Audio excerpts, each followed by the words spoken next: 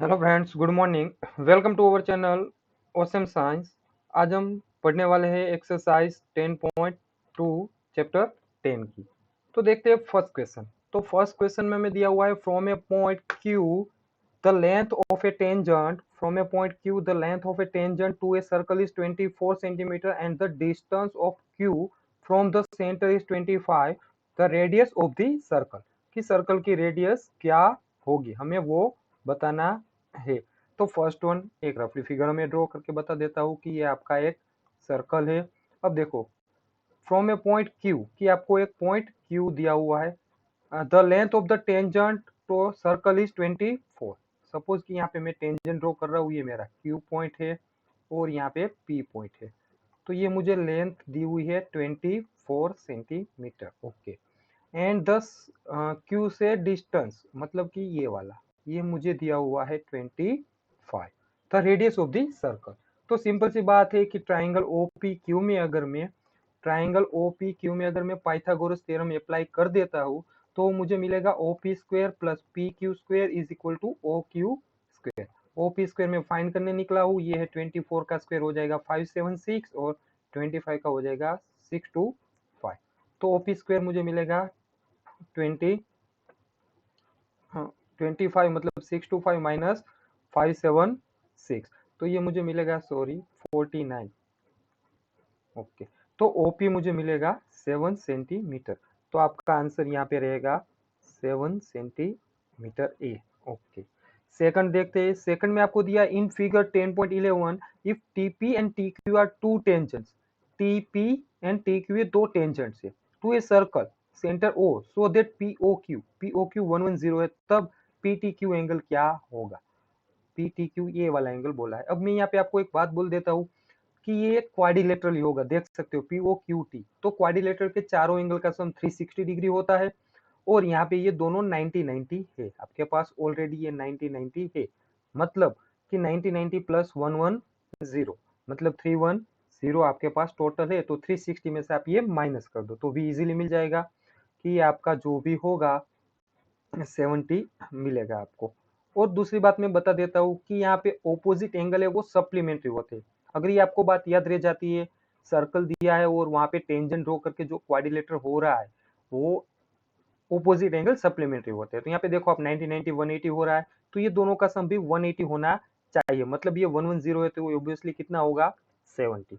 तो second one आप इस तरह से सोल्व कर सकते हो। ओके। थर्ड वन देखते हैं। If a tangent P and PB from a point P to a circle with the centre O is are inclined to each other at the angle 80, then angle POA is equal to क्या होगा। मतलब कि कुछ बात ऐसी है कि आपका सर्कल O है और P पॉइंट से यहाँ पे कोई टेंजेंट है।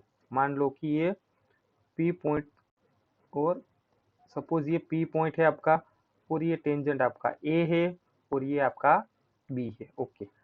अब बोला क्या है कि P and P B, okay हो गया, टेंजेंट है P के। अब ये एंगल मैं जानता हूँ 90 होगा और ये एंगल भी 90 होगा। तब मुझे दिया है कि O are inclined each other P and PB का एंगल जो है वो 80 डिग्री का है, ये एंगल 80 डिग्री का है। तो पीओए मतलब ये अगर लाइन में ज्वाइन कर देता हूँ तो पीओए ये होगा। तो सिंपल सी बात आप जानते हो कि ये 80 है, मतलब ये कितना होगा पूरा एंगल। अगर मैं पूरे एंगल की बात करता हूँ तो ये 100 होगा। अब ये लाइन है वो बाइसेक्टर है, बाइसेक्टर है तो ये एंगल कितना हो जाएगा उसका हाफ, मतलब कि आपका एंगल कितना होगा 50 डिग्री का एंगल होगा। तो आप इस तरह से MCQ टाइप क्वेश्चन थे वो सोल्व कर सकते हो। ओके, आगे बढ़ते हैं। फोर्थ वन देखते हैं। तो फोर्थ में आपको दिया हुआ है prove that the tangents drawn at the ends of a diameter of a circle are parallel। ये थोड़ा सा राइडर टाइप का क्वेश्चन है जो आपको प्रूव करने को बोला है। आपको डेटा में दिया हुआ है prove that the tangents drawn at the ends of the diameter of a circle are parallel. मतलब कि एक सर्कल है आपका और मान लो कि आपका डायमीटर है, डायमीटर के एंड पे दो टेंजेंट ड्रॉ किए हुए हैं। ओके। तो ये आपके टेंजेंट है, ये ए भी मान लो आपका डायमीटर है, ये आपका यहाँ पे सर्कल का सेंटर O होगा और मैं यहाँ पे नेम दे देता हूँ कुछ P और Q। ओके। तब मुझे बताना है कि ये दोनों टेंजेंट है वो एल और एम टेंजेंट है। तब मुझे बताना है कि एल पैरेलल एम है। तो काफी सिंपल है, हमें दिया हुआ क्या है कि सर्कल के डायमीटर के एंड पे दो टेंजेंट्स है। अब सिंपल सी बात है, यहाँ पे मैं आपको बता रहा हूँ कि क्रॉस मार्क कर रहा हूँ वो और वो एंगल इक्वल हो गए। दोनों एंगल देख सकते हो 90-90 है, दोनों एंगल 90-90 क्योंकि टेंजेंट के साथ ड्रॉ किए हुए एंगल है। तो यहाँ पे पहले तो मैं ये बात लिख देता हूँ कि line L perpendicular to O A और line M perpendicular to O B है। मतलब कि ये एंगल पी ए ओ 90 होगा, दूसरा एंगल ओ बी क्यू भी 90 होगा, दोनों एंगल 90 है। और दोनों एंगल देख सकते हो आप अल्टरनेट इंटीरियर एंगल है। मतलब कि ये बात भी मैं लिख सकता हूँ P A O is equal to O B Q होगा, क्योंकि अल्टरनेट इंटीरियर एंगल है। ओके। और दूसरे एंगल में बताना चाहूँ तो ये भी मैं बता सकता हूँ कि यहाँ पे दो क्रॉस मार्क कर रहा हूँ, वो भी दोनों 90-90 हो गए, पर कोई उसकी जरूरत नहीं है। अब देखो ये दोनों अल्टरनेट इंटीरियर एंगल है, तो हम ये बात जानते हैं अगर दो लाइन पैरेलल है और एक लाइन उसकी ट्रांसवर्सल लाइन है, तब दोनों अल्टरनेट इंटीरियर एंगल इक्वल होते हैं। यहाँ पे उसका रिवर्स थ्योरम है, अगर दो अल्टरनेट इंटीरियर एंगल इक्वल आ रहे हैं तब दो लाइन पैरेलल होगी और एक लाइन उसकी ट्रांसवर्सल लाइन होगी। तो मैं ये मतलब सिंपल सा लिख सकता हूँ एल पैरेलल एम होगा। ये थ्योरम हम 9th स्टैंडर्ड में पढ़ चुके हैं। तो बस यहाँ पे मुझे यही बताना था कि दोनों अल्टरनेट इंटीरियर एंगल जो है वो इक्वल है, तो दोनों लाइन है वो पैरेलल होगी। ओके, उसके बाद देखते हैं फिफ्थ वन क्वेश्चन में आपको प्रूव करने को दिया हुआ है, prove that the perpendicular at the point of a contact to the tangent to a circle passes through the centre. मतलब कि कुछ इस तरह सा डेटा दिया हुआ है। पहले तो डेटा का हम एनालिसिस कर देते हैं कि हमें बोला गया है कि कोई भी टेंजेंट है, परपेंडिकुलर लाइन हम पॉइंट ऑफ कॉन्टेक्ट से जो ड्रॉ कर रहे हैं वो सर्कल के सेंटर में से पास होती है, ऐसा आपको प्रूव करना है। तो ये हम प्रूव करेंगे हमारी कॉन्ट्राडिक्शन मेथड से। कॉन्ट्राडिक्शन मेथड मतलब कि पहले हम ले लेंगे कि सपोज मान लो कि वो लाइन वहां से पास नहीं हो रही, फिर हम उसको इस तरह से प्रूव करेंगे और हम आंसर तक जाने की ट्राई करेंगे। अगर हमारा आंसर गलत आ रहा है तो हम बोल देंगे कि ये नहीं हो सकता। वो मेथड को हम बोलते हैं कॉन्ट्राडिक्शन मेथड, जो हम चैप्टर 1 में प्रूव करते थे। अगर आपको याद है, प्रूव कीजिए √2 है वो इरेशनल नंबर है। तब हम इस तरह से कुछ लेते थे कि √2 is equal to A upon B, where HCF of AB is equal to 1 and √2 is a rational number. इस तरह से कुछ लेते थे। तो वही मेथड हमारी कॉन्ट्राडिक्शन मेथड है और इसका ही हमें यहाँ पे यूज करना है। तो फर्स्ट वन हम यहाँ पे कॉन्ट्राडिक्शन मेथड से जाने वाले हैं। तो कॉन्ट्राडिक्शन मेथड से जाने के लिए मान लो कि हमारे पास फिगर कुछ इस तरह की है कि आपका सर्कल है और ये आपका सपोज टेंजेंट है, और टेंजेंट ए ये आपका पॉइंट ऑफ कॉन्टेक्ट है, ए बी आपका टेंजेंट है और ये आपका सर्कल है। अब यहाँ से अगर मैं कोई परपेंडिकुलर लाइन ड्रॉ कर रहा हूँ तो वो ओ में से पास होती है, मुझे ये दिया हुआ है। पर अब मान लो कि वो लाइन है वो ओ में से पास नहीं हो रही, मतलब कि मैं कॉन्ट्राडिक्शन मेथड का यूज कर रहा हूँ। कौन सी मेथड है?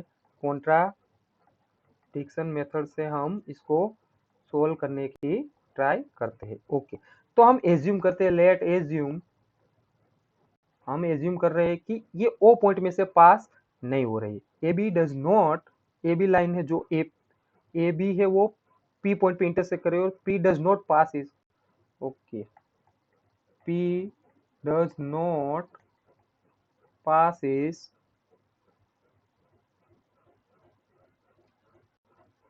Through the centre of circle, कि ये सर्कल के सेंटर में से पास नहीं हो रही है, ऐसा हम एज्यूम करें। तो वो कहाँ से पास हो रही? तो उसके लिए हम एक दूसरा पॉइंट दिखा देते हैं यहाँ पे। मान लो कि ये यहाँ से पास हो रही है और ये पॉइंट ओ डेस, हम P does passes through at O dash point, O dash point, कि वो O dash point में से पास हो रही है।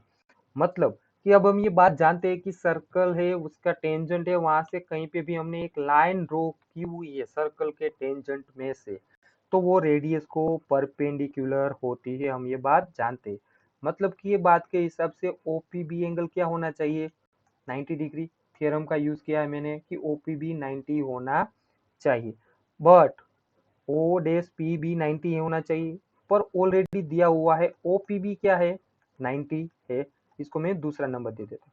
तो इक्वेशन 1 एंड 2 से मैं ये बात क्लियर ही बता सकता हूँ, क्लियर कट, कि ओ डैश पॉइंट है, ओ डैश PB है, वो 90 नहीं होगा। O dash from equation 1 and 2 मैं बता देता हूँ, from equation 1 and 2 OPB is greater than होगा ओ डैश PB से ग्रेटर देन होगा, मतलब कि ये वाला एंगल जो है वो 90 डिग्री का नहीं हो सकता, तो ये ग्रेटर होगा। मतलब क्या बात हुई कि ओ डैश PB है वो पॉसिबल नहीं है। इसका मतलब क्या हुआ, अगर ये दोनों एंगल 90 है तो OP और O डैश P दोनों इक्वल है, कोइंसिडेंस लाइन है। मतलब क्या हुआ, कोइंसिडेंस लाइन है उसका कि वो है जो भी लाइन आप पॉइंट ऑफ कॉन्टेक्ट से ड्रॉ करते हो तो उसका टेंजेंट है वो सर्कल के सेंटर में से ही पास होता है। तो यहाँ पे मैं मतलब लिख ही देता हूँ आपको कि यहाँ पे मैं डायरेक्टली ये बात बता सकता हूँ, देयरफॉर द परपेंडिकुलर कहाँ से हम ड्रॉ कर रहे हैं, टू AB टेंजेंट से, थ्रू कौन से पॉइंट से, point P passes through centre O में से ही पास होगा। तो ये हमने एग्जाम्पल, सॉरी फिफ्थ वन था वो कॉन्ट्राडिक्शन मेथड से सोल्व किया हुआ है। ओके, अब देखते हैं 6-1।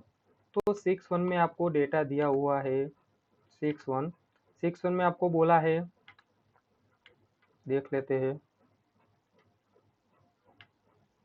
Okay, the length of the tangent from A point A at distance 5 cm from the center of the circle is 4 cm. Find the radius of the circle. Simple सा है कि आपको सर्कल की रेडियस फाइंड करनी है। Suppose कि यहाँ पे एक सर्कल का सेंटर है, ये आपका पॉइंट B है, पॉइंट ऑफ कॉन्टेक्ट, और यहाँ से मैं टेंजेंट ड्रॉ कर रहा हूँ, ये आपका A पॉइंट, ये आपका B पॉइंट। अब देखो मुझे दिया हुआ है कि ये डिस्टेंस 5 सेंटीमीटर का है और ये डिस्टेंस 4 सेंटीमीटर का, तो ये रेडियस कितनी होगी। तो सिंपल सी बात है, ट्राइंगल OBA में पाइथागोरस को अगर हम यूज कर देते हैं तो OA square is equal to OB square plus AB square होगा। OA स्क्वायर दिया है 5 का स्क्वायर, OB स्क्वायर हम फाइंड करने निकले हैं, और ये 4 का स्क्वायर, मतलब 25 is equal to OB square plus 16। तो OB स्क्वायर आपको मिलेगा 9, तो OB आपको कितना मिलेगा 3 सेंटीमीटर। मतलब कि सर्कल की रेडियस कितनी होगी वो आपको बताना था। तो यहाँ से आप बता सकते हो कि सर्कल की रेडियस जो है R है वो 3 सेंटीमीटर होगी। यहाँ पे आपको सर्कल की रेडियस बतानी थी कि सर्कल की रेडियस कितने सेंटीमीटर होगी। तो सर्कल की रेडियस 3 सेंटीमीटर होगी। ओके, अब देखते हैं सेवंथ वन। सेवंथ में आपको दिया हुआ है कोई दो कॉन्स्टेंटिक सर्कल दिए हुए हैं, दोनों की रेडियस आपको बता दी है 5 सेंटीमीटर है एंड 3 सेंटीमीटर है। देखते हैं कि two concentric circles are radius 5 centimeter and 3 centimeter.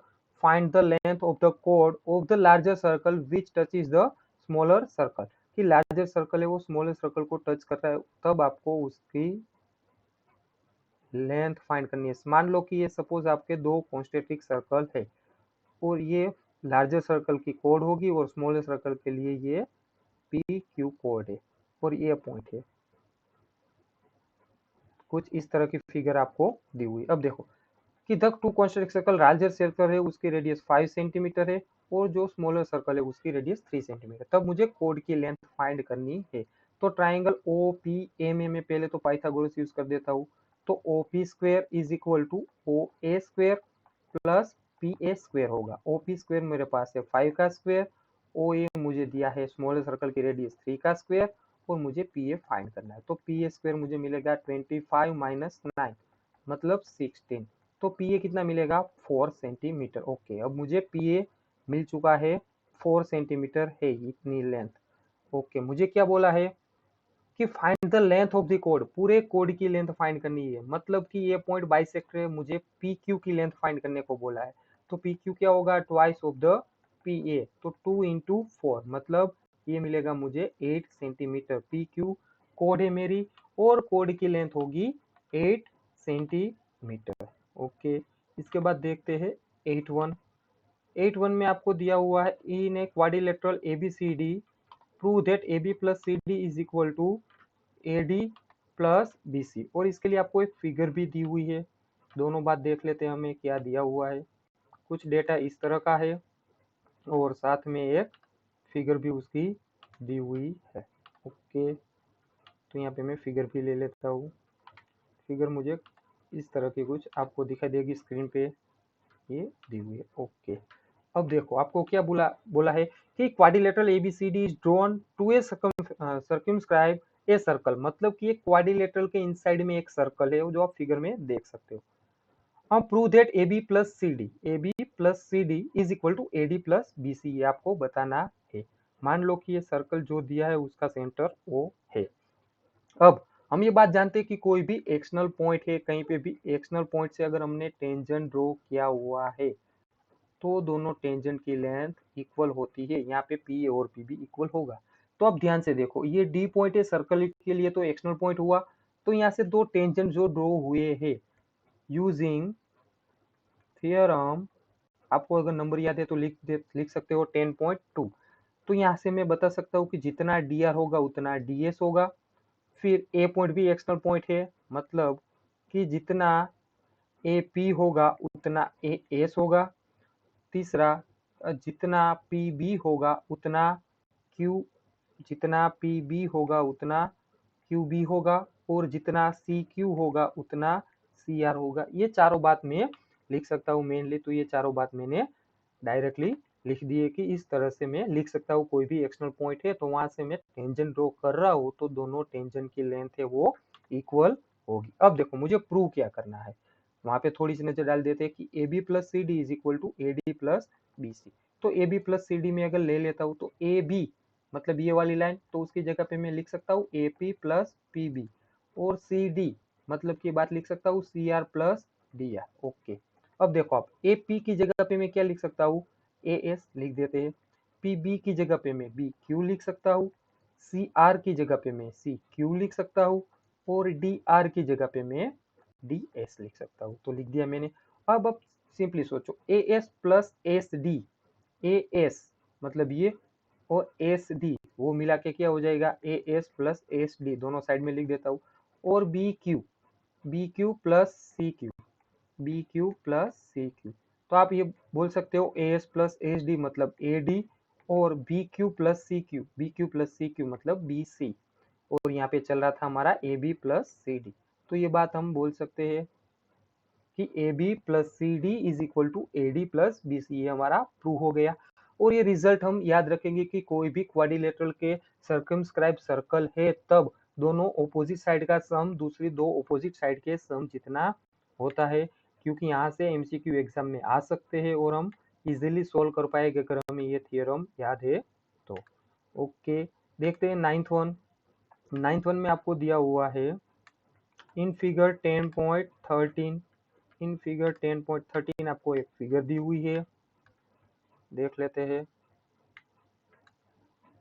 In figure 10.13 X Y and X dash Y are two lines parallel tangents to a circle with center O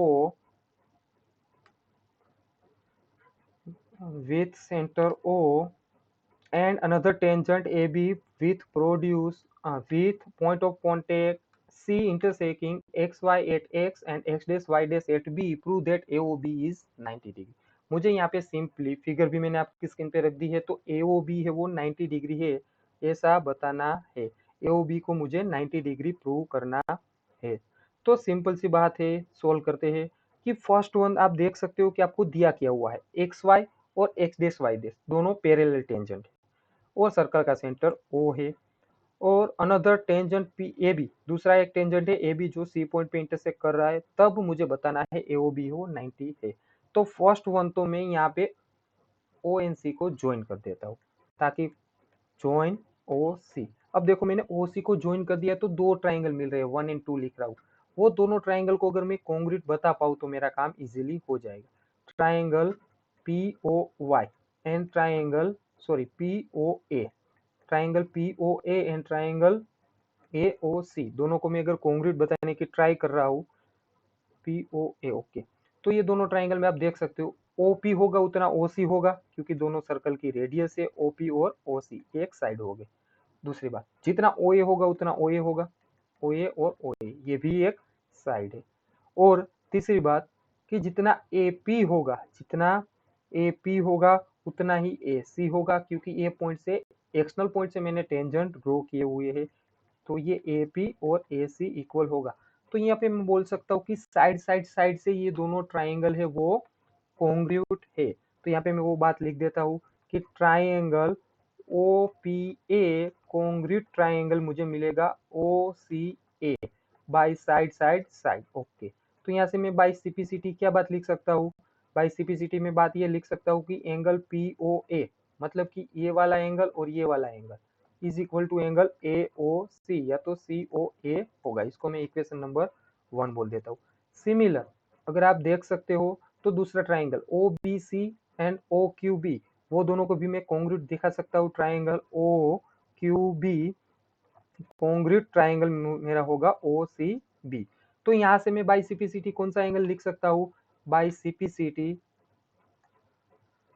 सिपिसिटी ये angle भी मैं बता सकता हूँ कि angle QOB is equal to angle होगा COB। Figure में से आप देख सकते हो QOB और COB एंगल है वो इक्वल एंगल हो गया, मतलब कि जो ग्रीन पेन से यहाँ पे डॉट कर रहा हूँ वो दोनों एंगल। अब ध्यान से एक बात सोचो, PQ है वो आपका PQ क्या है? स्ट्रेट लाइन एंगल है और डायमीटर है, मतलब कि ये बात भी मैं लिख देता हूँ PQ is straight line angle. आप स्ट्रेट लाइन एंगल भी लिख सकते हो या तो डायमीटर भी लिख सकते हो। स्ट्रेट लाइन एंगल डायमीटर भी 180 डिग्री ही होता है। तो ये फिगर में से मैं ये बात लिख सकता हूँ कि angle POA plus AOC plus COB plus BOQ सब मिला के क्या हो गए? 180। ओके, तो ये बात लिख देता हूँ POA plus COA plus QOB plus COB is equal to 180। Okay, तो POA की जगह पे हमने प्रूव किया है कि मैं AOC या तो COA लिख सकता हूँ। तो AOC plus AOC COB plus COB is equal to 180। Okay, तो यहाँ पे आप देख सकते हो कि ट्वाइस ऑफ AOC होगा, twice of AOC plus twice of COB is equal to 180। अगर 2 को कॉमन निकाल लेते हैं तो AOC plus COB is equal to 90 मिलेगा। अब फिगर में आप ध्यान से देखो AOC मतलब ये वाला एंगल और ये वाला एंगल मिला के क्या हो जाता है? AOB। तो यहाँ पे मैं लिख सकता हूँ therefore angle AOB is equal to 90 degree. इस तरह से मैं प्रूव कर सकता हूँ, और ये भी सम एग्जाम के पॉइंट ऑफ व्यू से IMP सम है। ओके, इसके बाद आगे बढ़ते हैं 10th वन। तो 10th वन में हमें दिया है prove that the angle between the two tangents drawn from a external point of a circle is supplementary to the angle subtended by the line segment joining the point of contact at the center।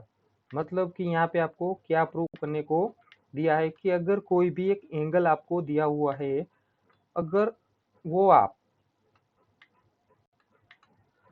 Angle है वो supplementary होगा, वो आपको बताना है कि angle है वो सप्लीमेंट्री एंगल है। तो सिंपल सी बात है कि मैं यहाँ पे एक फिगर आपको ड्रॉ करके दिखा देता हूँ कि ये सर्कल मेरा ओ है। अब कोई भी दो टेंजेंट मुझे एक पॉइंट से दो टेंजेंट ड्रॉ करने हैं। ओके, तो ये P पॉइंट है मेरा और वहां से मैंने दो टेंजेंट ड्रॉ किए हैं A एंड B। ओके, तो इस तरह से है कुछ बात। अब मुझे प्रूव ये करना है कि ये OP AOB और AOB और APB है वो 90 डिग्री है। तो वो पहले मैं लिख देता हूँ AOB और APB दोनों का सम 180 डिग्री है, सप्लीमेंट्री एंगल है, ऐसा मुझे प्रूव करना है। ओके, तो अब यहाँ से ये बात आप बोल सकते हैं कि AOBP है वो एक क्वाड्रिलेटरल होगा, और क्वाड्रिलेटरल में भी मैं आपको थोड़ा सा डीप में बता देता हूँ कि ये साइक्लिक क्वाड्रिलेटरल होगा।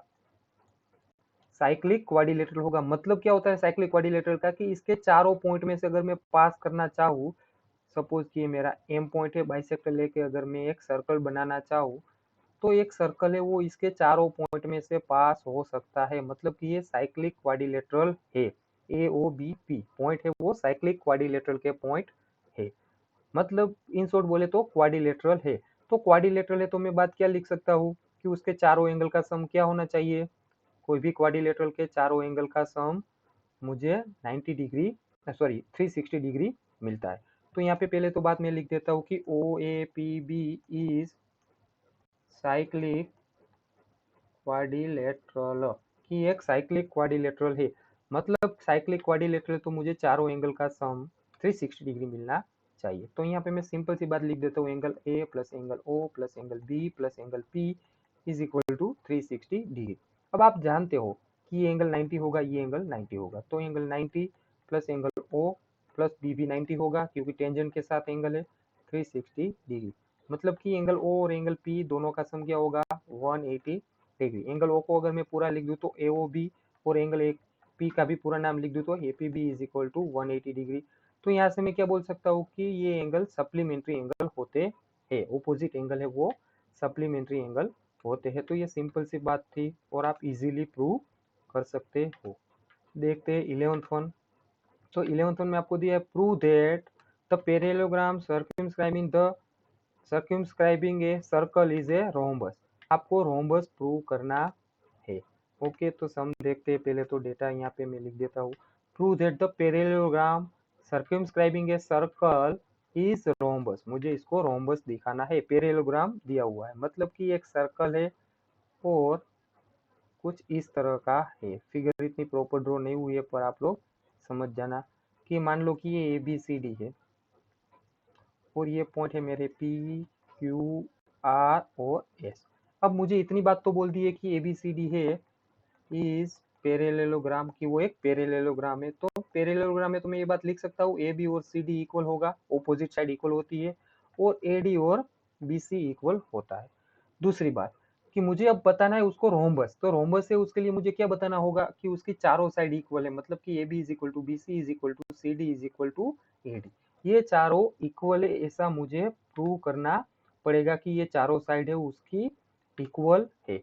ओके, तो यहाँ पे मैं ये बात जानता हूँ कि AB प्लस, अगर कोई भी प्रॉपर्टी हमने एग्जाम्पल 8 1 में देखा था, AB plus CD is equal to AD plus BC होगा। अब देखो आप, AB और CD क्या है, इक्वल है, तो AB प्लस CD की जगह पे भी मैं AB लिख सकता हूँ, और AD की जगह पे मैं BC लिख देता हूँ। तो यहाँ से मुझे क्या मिलेगा, twice of AB is equal to twice of BC, मतलब 2 2 घर पे, तो डायरेक्टली मिल जाएगा AB और BC। इसको मैं थर्ड नंबर बोल देता हूँ। ये दोनों को मिला के 1 एंड 2 नंबर दे देते हैं। तो आप देख सकते हो 1 एंड 1 2 3 से, फ्रॉम इक्वेशन 1 2 3 से मैं क्या बात बोल सकता हूँ, फ्रॉम इक्वेशन 1 2 एंड 3 से मैं ये बात बोल सकता हूँ, AB is equal to BC is equal to CD is equal to AD होगा। मतलब कि ABCD एक चारों साइड इक्वल है, तो मैं बात बोल सकता हूँ ABCD है वो एक रोम्बस होगा। तो यहाँ पे मुझे बस रोम्बस है ऐसा ही प्रूव करना था। ओके, अब देखते हैं 12th वन। तो 12th वन में आपको दिया हुआ है, 12th में आपको दिया हुआ है IMP सम में, एग्जाम के पॉइंट ऑफ व्यू से भी 12th में आपको एक बात बोली है कि ए triangle ABC drawn A circumscribing the circle of radius 4 centimetre such that, की सर्कल है उसकी रेडियस आपको बोल दी है कि 4 सेंटीमीटर है, such that the line segment PD and CD into BC divide by the point of contact D are the length of 8 centimeter and 6 centimeter respectively in figure 10.14 from the side AB and AC। आपको figure भी दी हुई है AB and AC। Okay, आपको side AB and AC का measurement find करने को बोला हुआ है। तो यहाँ पे ये उसकी फिगर। ओके, तो ये सम सोल्व करने के लिए फर्स्ट वन हमें एक रेडियस बोल दी है, सर्कल की रेडियस बोली है 4 सेंटीमीटर है, और ये 8 सेंटीमीटर है, और ये 6 सेंटीमीटर, इतनी बात बोली है। अब मैं यहाँ पे पॉइंट ले लेता हूँ कि सपोज E पॉइंट है और ये F पॉइंट है, तो ये 6 है तो C पॉइंट से एक्सटर्नल पॉइंट होगा, तो ये भी 6 होगा, और ये 8 है तो ये भी 8 होगा। अब मान लेता हूँ कि मान लो ये x है, तो ये दोनों x हो गए क्योंकि एक्सटर्नल पॉइंट से टेंजेंट ड्रॉ किए हुए है। और दूसरी बात कि OF और OE ये भी रेडियस होगी, तो ये तीनों 4 सेंटीमीटर होगी, क्योंकि सर्कल की रेडियस 4 सेंटीमीटर है। तो ये सोल्व करने के लिए फर्स्ट वन हमें चाहिए एरिया, ट्राइंगल का एरिया फाइंड करना है। तो एरिया फाइंड करने की फॉर्मूला यहाँ पे मैं जानता हूँ कि half into base into height. एक तो वो फॉर्मूला से मैं एरिया फाइंड कर सकता हूँ, पर यहाँ पे half into base into height से कुछ होने वाला नहीं है। तो हम एरिया फाइंड करने की दूसरी फॉर्मूला निकालते हैं। तो वो फॉर्मूला हमारे पास थी हेरोन्स फॉर्मूला, जो हम स्टैंडर्ड 9th में 12th चैप्टर में पढ़ चुके हैं। तो हेरोन्स फॉर्मूला क्या थी? Under root of S, S minus A, S minus B, S minus C. और वहां पे एस जो था वो हमारी सेमी पेरीमीटर थी। ओके, तो पहले धीरे धीरे सोल्व करते हैं कि यहाँ पे सी पॉइंट है वो एक्सटर्नल पॉइंट है। तो वहां से फर्स्ट वन कि मैं ये इतनी बात लिख सकता हूँ कि सी डी और ई सी इज इक्वल टू 6 सेंटीमीटर होगा। सेम वे बी डी और बी एफ 8 सेंटीमीटर होगा। और इसको मैं एज्यूम कर लेता हूँ ए ई और ए एफ 1 सेंटीमीटर मैंने एज्यूम कर दिया है। अब हमें तो फाइंड करना है ए बी और ए सी। तो ए बी का डायमेंशन क्या होगा? यहाँ पे मैं लिख देता हूँ A F plus F B, मतलब ए एफ है मेरा x प्लस एफ बी है 8 सेंटीमीटर, ये मेरा ए बी का डायमेंशन होगा। ए सी है तो ए सी क्या होगा? ए ई प्लस ई सी, मतलब x प्लस 6 सेंटीमीटर। ओके, और दूसरी बात करते हैं बी डी। तो बी डी मेरा क्या होगा? बी सी, बी सी मेरा क्या होगा? C D plus B D, मतलब 6 प्लस 8, तो मुझे मिलेगा 14 सेंटीमीटर। ओके, तो ये तीनों साइड मेरे पास आ गई है।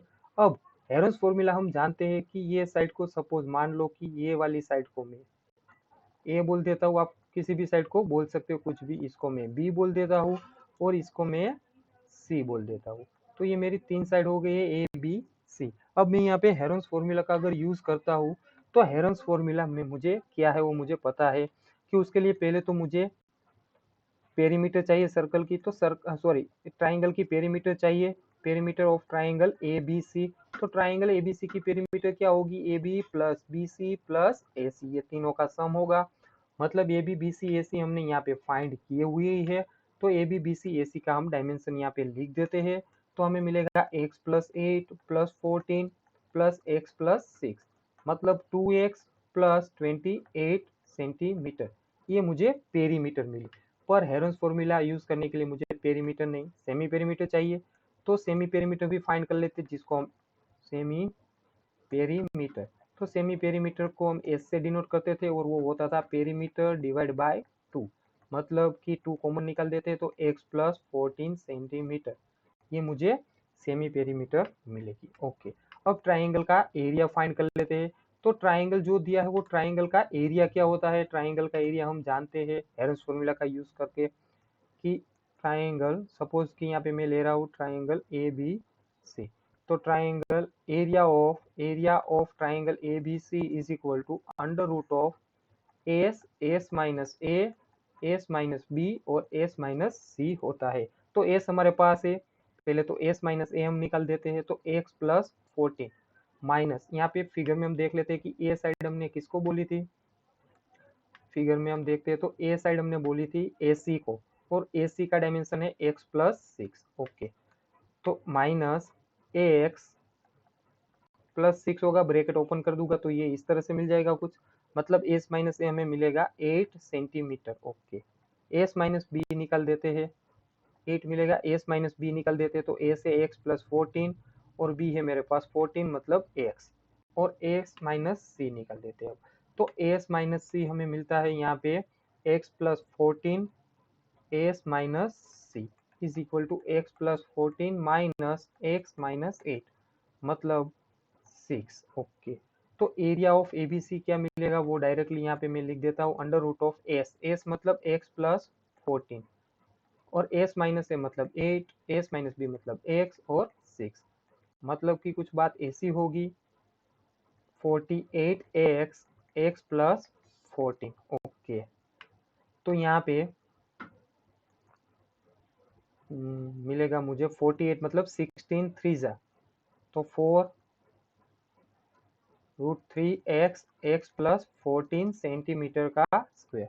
तो ट्राइंगल का एरिया मुझे कुछ इस तरह से मिल जाएगा एबीसी का कि 4 root 3 x, root 3 x, x plus 14। Okay, तो ये मेरे ट्राइंगल एबीसी का एरिया होगा। अब उसके बाद हम आगे बढ़ते हैं तो ट्राइंगल का एरिया तो हमें मिल गया। वापस फिगर में चलते हैं। तो फिगर में हमें दिया हुआ है कि एक एबीसी का एरिया ये होगा। अब मान लो कि मैं कुछ इस तरह से कर रहा हूँ, रेड पेन से ज्वाइन कर रहा हूँ ताकि आपको फिगर में दिखाई दे। एक ट्राइंगल ये ले रहा हूँ जो रेड पेन से मार्क किया है AOC, AOC। दूसरा ट्राइंगल ले रहा हूँ BOC एंड तीसरा ट्राइंगल ले रहा हूँ AOC। तो आप ये बात जानते हो कि ये 1 2 3 लिख रहा हूँ, ये तीनों ट्राइंगल का एरिया कितना होगा, एबीसी के एरिया जितना होगा। तो पहले तो मैं तीनों ट्राइंगल का एरिया फाइंड कर लेता हूँ। तो ट्राइंगल AOC का एरिया क्या होगा, इसको मैं अभी area of ABC equation number 1 दे के छोड़ देता हूँ। ओके, अब बात करते हैं join OA, OB and OC, तीनों को मैंने ज्वाइन किया है। तो फर्स्ट वन में ट्राइंगल AOC का एरिया फाइंड कर लेता हूँ। तो एरिया ऑफ AOC मुझे क्या मिलेगा, half into base AC into altitude, altitude मुझे मिलेगा EC। ओके, तो हाफ इंटू AC मेरा क्या है x प्लस 6 और EC मुझे दिया है 4। तो ये 4 2 सा, मतलब ये कुछ बात ऐसी मिलेगी 2x plus 12 centimetre square. Okay, एक एरिया मुझे मिल गया AOC का। दूसरी बात करते हैं कि BOC का अगर एरिया हम फाइंड करते हैं तो हाफ BOC में BC into OD is equal to half, BC मेरा है 14 और OD है 4 मतलब 2। तो ये मिलेगा 28 सेंटीमीटर स्क्वायर। और तीसरी बात है AOB का एरिया, तो वो मुझे क्या मिलेगा, half into base AB into OF मतलब हाफ इंटू AB है मेरे पास x प्लस 8 इंटू 4 मतलब ये कट जाएगा। तो ये मिलेगा 2x plus 16 centimetre square. Okay, तीनों ट्राइंगल के एरिया मैंने फाइंड कर लिए यहाँ पे। तो अब ये बात मैं लिख सकता हूँ कि area of ABC is equal to क्या होगा, ये तीनों ट्राइंगल का एरिया का सम होगा, area of AOC plus area of BOC plus area of AOB, तीनों एंगल का एरिया का सम होगा, ट्राइंगल के एरिया का सम। ओके, तो AOC की वैल्यू मुझे दी हुई है 2x प्लस 12। ओके, तो यहाँ पे लिख देते हैं 2x प्लस 12। BOC आया है मेरे पास 2x plus 12। Okay, AOC 2x plus 12, BOC 28 plus 2x plus 16 और ये AOB का एरिया आया था 4 रूट 3x x प्लस 14। ओके, देख लेते कि वही एरिया आया था या नहीं। हाँ, 4 रूट 3x x plus 14 centimetre square. तो ये दोनों चीज इक्वल होती है। ओके, तो यहाँ पे फर्स्ट वन तो पहले मुझे मिलेगा 4x प्लस 56। तो यहाँ से मैं 4 कॉमन निकाल लेता हूँ, x प्लस 14 और यहाँ पे कुछ इस तरह का है रूट 3x x प्लस 14। तो पहले तो ये 4 4 गॉन। ओके, अब यहाँ पे बचता है root 3x x plus 14 is equal to x plus 14। तो इसको मैं कुछ इस तरह से लिख देता हूँ, रूट 3x और रूट x प्लस 14 दोनों को सेपरेट लिख देता हूँ। और ये रूट 2 इंटू रूट 2 तो 2 लिख सकता हूँ, उसी तरह से मैंने इसको भी सेपरेट लिख दिया। तो ये दोनों आपस में कट जाएंगे। अब मेरे पास बचता है कुछ इस तरह का कि root three x is equal to root x plus 14। अब इसको सोल्व करने के लिए मैं दोनों साइड स्क्वायर कर रहा हूँ। अगर मैं दोनों साइड स्क्वायर कर दूंगा, दोनों साइड में अगर स्क्वायर कर रहा हूँ, squaring both side, squaring both sides, तो मुझे यहाँ पे ये बात ऐसी मिलेगी कि रूट 3x है उसका स्क्वायर हो जाएगा 3x और इसका हो जाएगा x प्लस 14 मतलब 2x इज इक्वल टू 14। तो x मिलेगा 7 सेंटीमीटर। ओके, हमें बोला था AB और AC फाइंड करना है। तो AC क्या होगा, AE प्लस CE मतलब कि x प्लस 6 था तो x की जगह पे 7 प्लस 6 मतलब 13 सेंटीमीटर। चलो AC हमें होगा 13 सेंटीमीटर। और दूसरा पूछा था AB, तो AB हमारा क्या होगा, AB होगा AF प्लस BF मतलब x प्लस 8 मतलब 7 plus 8 is equal to 15 centimetre. तो AB का डायमेंशन क्या मिलेगा हमें, 15 सेंटीमीटर और AC होगा हमारा 13 सेंटीमीटर। ये एग्जाम के पॉइंट ऑफ व्यू से भी IMP सम है।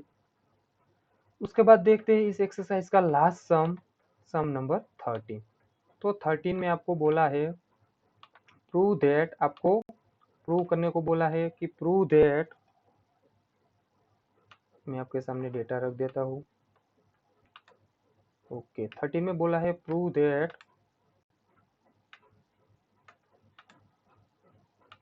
opposite side of a quadrilateral, prove that opposite side of a quadrilateral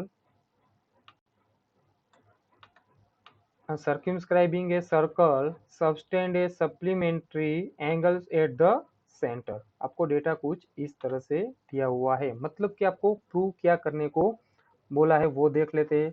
कि आपको बोला है prove that the opposite side of the quadrilateral, quadrilateral की opposite side, quadrilateral circumscribing a circle, quadrilateral के inside में एक सर्कल है तब उसकी ऑपोजिट साइड से subtend a supplementary angle at the centre, तो वो सर्कल के सेंटर के साथ सप्लीमेंट्री एंगल क्रिएट कर रही है। तो यहाँ पे पहले तो मैं सर्कल बना देता हूँ और कोई भी एक क्वाड्रिलेटरल बना देता हूँ। कुछ इस तरह से मुझे क्वाड्रिलेटरल दिया हुआ है और मैं यहाँ पे नेम दे देता हूँ कि ए बी सी डी को एक क्वाड्रिलेटरल है और सर्कल का सेंटर पॉइंट है वो ओ है। अब मान लो कि ये पॉइंट पी है, ये क्यू है, ये आर है और ये एस है। तो यहाँ पे मुझे बताना है कि वो circumscribing a circle subtend supplementary angles eight the centre, मतलब कि ए ओ बी, ये वाली लाइन और ये वाली लाइन, हम ब्लैक पेन से मैं आपको दिखा रहा हूँ डॉटेड करके, ए ओ बी, ये और ये, और सामने मिलेगी मुझे सी ओ डी, ये दोनों सप्लीमेंट्री एंगल क्रिएट कर रहे हैं। मुझे ये बताना है कि ये दोनों का सम 180 होता है, सेम वे ये दोनों का सम भी 180 होता है। अब मान लो कि यहाँ पे मैं ये ज्वाइन कर देता हूँ पी ओ और P R, same way S O and O Q को मैं ज्वाइन कर देता हूँ, तो ये सारे एंगल 90 डिग्री हो गए। हम जानते हैं टेंजेंट के साथ अगर हम एंगल ड्रॉ करते हैं तो 90 डिग्री होते हैं।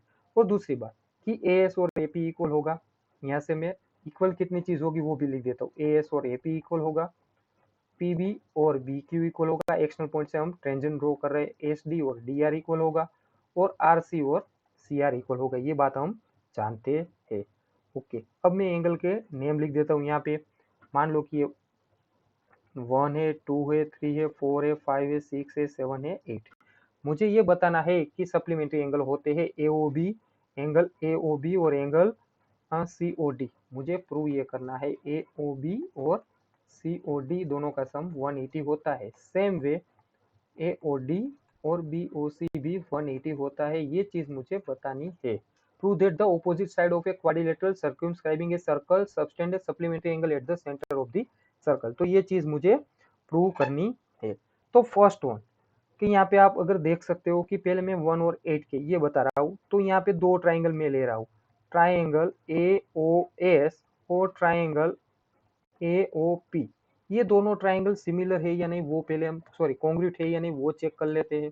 अगर ये दोनों ट्राइंगल कॉन्ग्रुएंट है तो हम इजीली कुछ ना कुछ तो बता ही सकते हैं। कि यहाँ पे आप देख सकते हो कि ए पी है उतना पी एस होगा, अभी भी हमने प्रूव किया है, तो जितना ए एस है उतना ए पी होगा। दूसरी बात कि ओ ए लाइन है वो कॉमन है, ओके ओ ए कॉमन है, और ओ एस और ओ पी दोनों रेडियस है, मतलब कि साइड साइड साइड से ये सारे ट्राइंगल 1828 सब कॉमन मिलेंगे। तो यहाँ पे मैं ये बात लिख सकता हूँ कि triangle O A P congruent triangle होगा O A S by side side side. तो बाई सीपीसीटी में क्या लिख सकता हूँ, एंगल 1 और एंगल 8 क्या हो गए, इक्वल हो गए, इसको मैं इक्वेशन नंबर 1 बोल देता हूँ। अब सिमिलर, सारे एंगल में प्रूव नहीं कर रहा हूँ, बस बता ही दे रहा हूँ कि एंगल 2 और एंगल 3 क्या हो गए, इक्वल हो गए, और एंगल 4 और एंगल 5 इक्वल हो गए, और एंगल 6 और एंगल 7 इक्वल हो गए। अब देखो कि ये बात मैं जानता हूँ कि सर्कल का सम 360 होता है, एंगल सारे एंगल का सम। तो यहाँ पे मैं ये बात लिख देता हूँ अभी कि angle 1 plus angle 2 plus angle 3 क्या मिलेगा मुझे, angle 1 plus angle 2 plus angle 3 plus angle 4 plus angle 5 plus angle 6 plus angle 7 plus angle 8, सब एंगल का सम क्या होगा 360 डिग्री। अब देखते हैं कि हमें प्रूव क्या करना है। हमें प्रूव करना है ए ओ बी, मतलब कि 1 और 2 चाहिए हमें। तो यहाँ पे मैं ये बात लिख सकता हूँ 1 plus 2 plus 3 plus 4 plus 5 plus 6 plus 7 plus 8, okay. तो 1 और 8 इक्वल हो गए। फर्स्ट बात यहाँ पे 1 और 8 इक्वल है, तो मैं उसको साथ में लिख देता हूँ, ताकि अभी अभी हमने प्रूव किया है। और फिर 2 और 3 इक्वल है, तो उसको दोनों को साथ में लिख देते हैं। फिर 4 एंड 5 इक्वल है, तो वो भी बात साथ में लिख देते हैं। फिर 6 एंड 7 इक्वल है, इज इक्वल टू मुझे क्या मिलेगा, 360 डिग्री। ओके, तो अब यहाँ पे 1 और 8 की जगह पे मैं 1 लिख सकता हूँ, ताकि यहाँ पे हो जाएगा 1 प्लस 1, 1 प्लस 1। पहले वो बात लिख देते हैं कि यहाँ पे मैं लिख सकता हूँ ट्वाइस एंगल ऑफ 1, और यहाँ पे लिख सकता हूँ ट्वाइस ऑफ एंगल 2। 3 की जगह पे मैं लिख सकता हूँ 2। फिर 4 की जगह पे लिख सकता हूँ 5, और 6 की जगह पे 6 लिख देते हैं, ट्वाइस ऑफ एंगल 6। 7 की जगह पे 6 लिख देते। तो अब 2 कॉमन निकाल लेते हैं। 1 plus 2 plus 5 plus 6 is equal to 360। अब फिगर में अगर देखोगे तो 1 2 क्या मिलेगा मुझे, ए ओ बी, और 5 6 मुझे क्या मिलेगा, C O D, is equal to 180। 60 divide by 2 मतलब 180। सिमिलर में दूसरा भी जो प्रूव करने को दिया था, देख लेते हैं कि दूसरा ए ओ बी, हमें फर्स्ट वन प्रूव करने को बोला था, ए ओ बी प्लस सी ओ डी 180। सेम वे में ए ओ डी और बी ओ सी भी 180 बता सकता हूँ। तो यहाँ पे अब वो हम प्रूव नहीं करेंगे। Similar A O C plus B O D वो भी 180 होता है। तो इस तरह से हम प्रूव कर सकते हैं। ओके, तो यहाँ पे ये हमारा चैप्टर 11 खत्म होता है। नेक्स्ट चैप्टर देखेंगे नेक्स्ट वीडियो लेक्चर में। Thanks for watching.